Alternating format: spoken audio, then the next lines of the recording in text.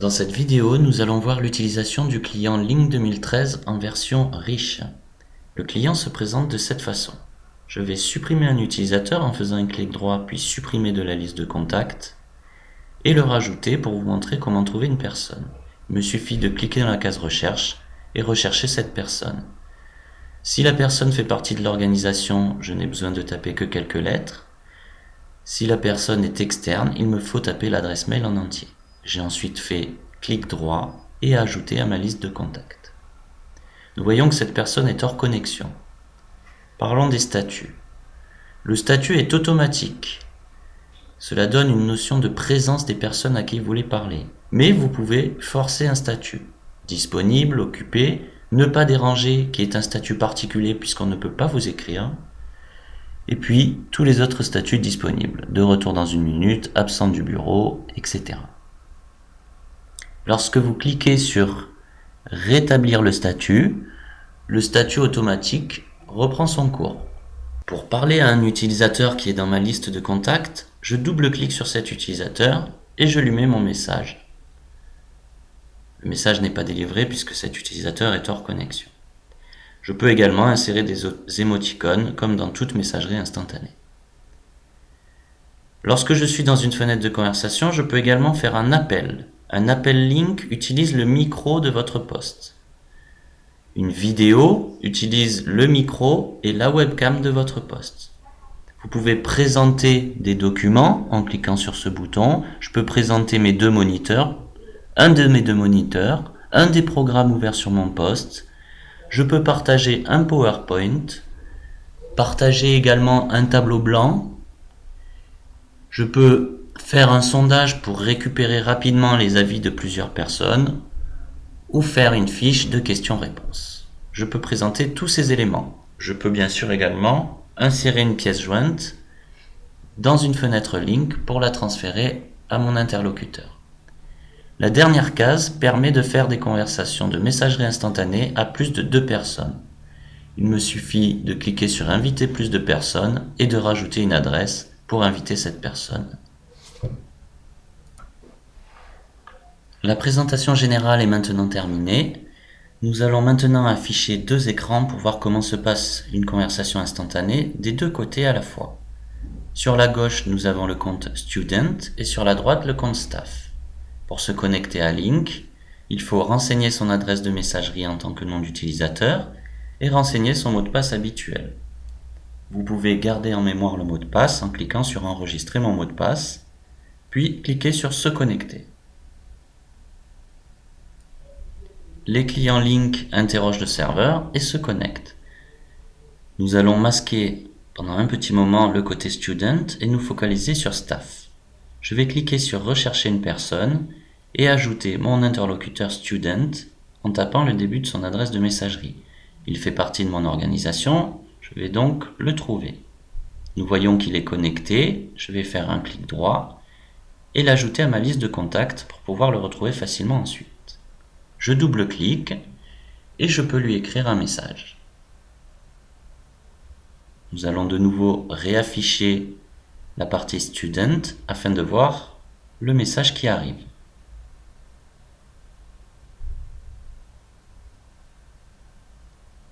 Je vais recentrer la fenêtre du côté Student et je vais faire une réponse avec Student. Nous voyons du côté droit que lorsque Student compose un message, c'est signalé sur mon écran.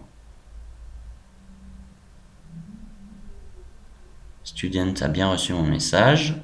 Je vais donc lui annoncer la suite de la présentation. Comme nous l'avons vu dans la présentation, il est possible de faire un appel en cliquant sur le téléphone qui va utiliser le micro de votre poste. Nous allons passer cette étape et directement passer à l'appel vidéo. L'appel vidéo utilise le micro de votre poste et la webcam de votre poste. Je démarre ma vidéo. Nous voyons la vignette avec ce qui est pris par ma webcam et nous allons voir du côté Student l'invitation qui va arriver. Il faut le temps que la vidéo passe. Student va accepter l'appel vidéo et nous voyons dorénavant sa caméra également. Nous pouvons donc parler et nous voir pour faire notre conversation. Notez bien encore une fois la notion de présence qui est proposée avec Link. À partir du moment où nous sommes passés en conversation, le statut s'est mis en communication immédiatement. Lorsque notre communication est terminée, nous pouvons raccrocher avec le téléphone rouge. Nous allons maintenant aborder les notions de partage de documents, de bureaux, de tableaux blancs, etc. J'initie une conversation avec Student. Je l'informe que je vais lui montrer les fonctionnalités de partage et je lui envoie le message.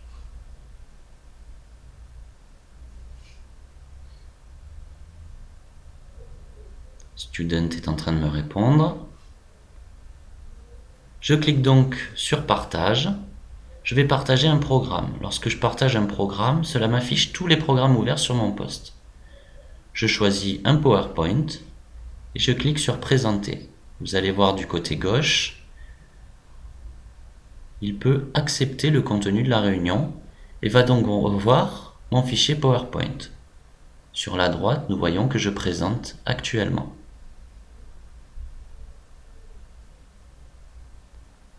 L'intérêt de ce genre de présentation est que je peux donner le contrôle à l'interlocuteur.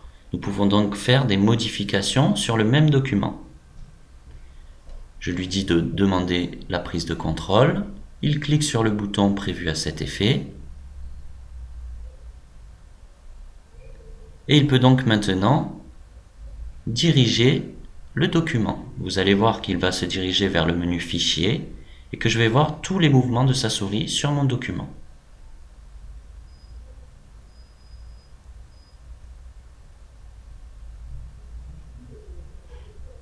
J'ai fait cet exemple afin que cela soit parlant, mais vous pouvez tout à fait modifier le document et vous passer la main de l'un à l'autre. Student va maintenant abandonner le contrôle.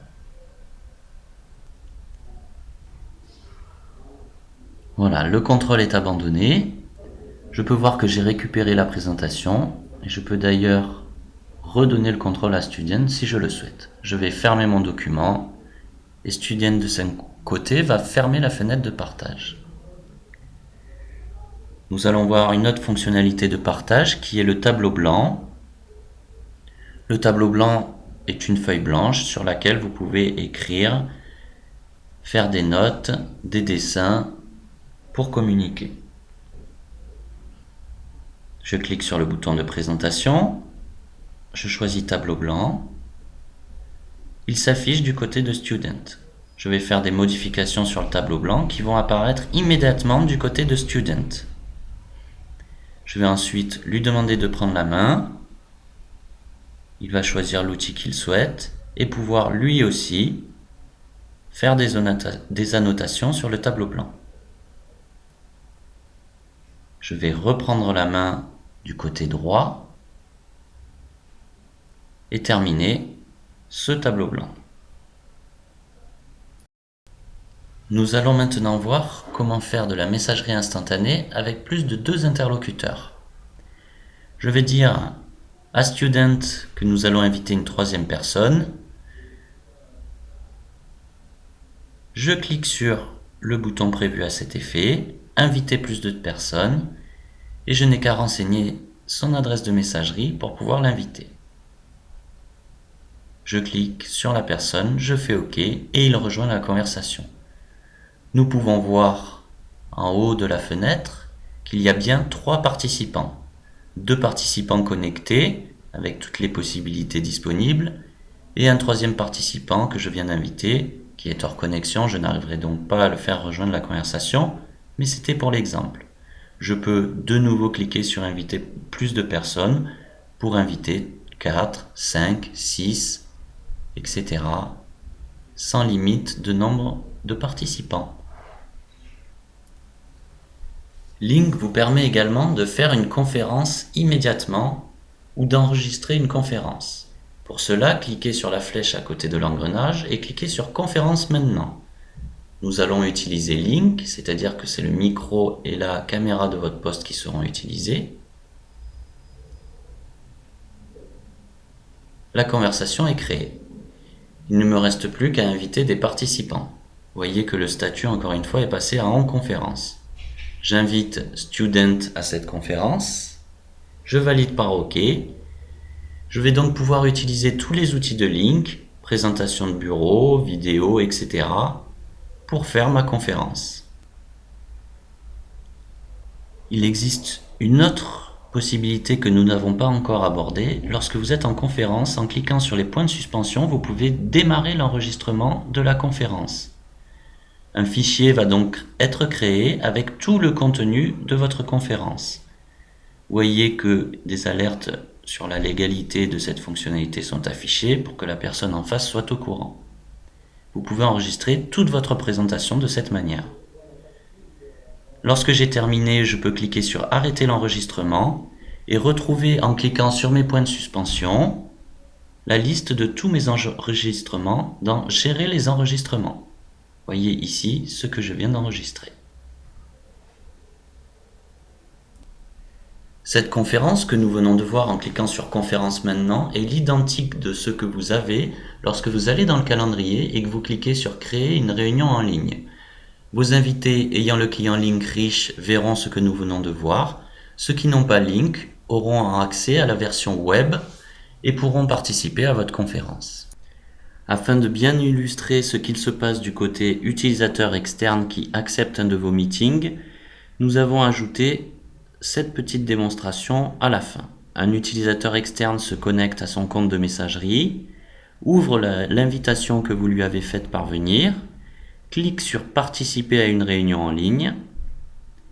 La version Lync web va se lancer dans son navigateur internet. Il lui suffit de renseigner son nom pour rejoindre le meeting, Guillaume externe, et d'installer le plugin. La case est cochée, je clique Joindre la réunion avec l'utilisateur externe et j'exécute le plugin. Le plugin va donc s'installer. Il faut patienter environ 1 minute pour que le plugin s'installe. Et l'utilisateur externe sera prêt à rejoindre votre conférence. Patientons le temps de l'installation.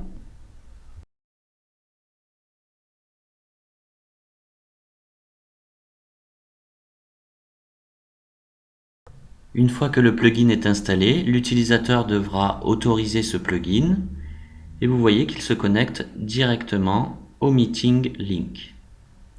Il pourra désormais voir tout ce que StaffDemo qui a créé ce meeting voudra bien lui partager. Que ce soit de la messagerie instantanée, comme cela va être le cas dans le message qui va arriver, ou un appel vidéo si son poste dispose d'un micro et d'une caméra, ou un partage de documents, ou une conversation avec plusieurs interlocuteurs. StaffDemo est bien arrivé et le message de bienvenue ne va pas tarder. Vous avez donc vu ce qui se passe également du côté d'un utilisateur externe sans Lync en version riche.